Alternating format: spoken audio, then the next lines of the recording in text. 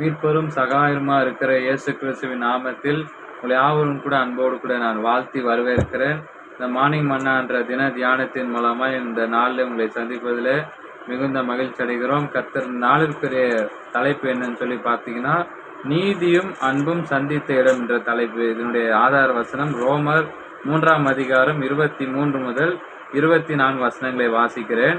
எல்லாரும் பாவம் செய்து தேவ மகிமையற்றவர்களாகி இலவசமா அவருடைய கிருபையினாலே கிறிஸ்து இயேசுவினுடைய மீட்பை கொண்டு நீதிமான்களாக்கப்படுவீர்கள். அதாவது ஆண்டவருடைய நீதியும் அவர் அன்பும் ஒன்றோடொன்று சந்தித்தடுனா அதோடைய சிலுவை.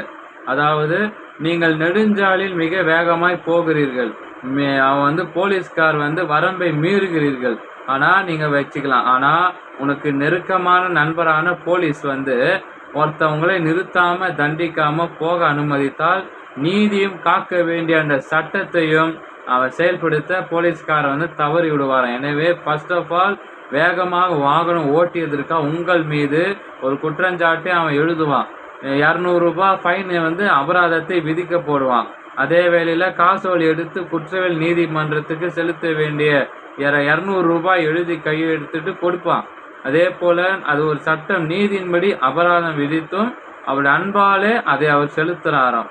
நீங்கள் இருதயத்தோடு நம்ம செய்ய வேண்டியது காசோலையை எடுத்துக்கிட்டு தான் நன்றியுள்ள இருதயத்துக்கோடு நம்ம போகணுமா.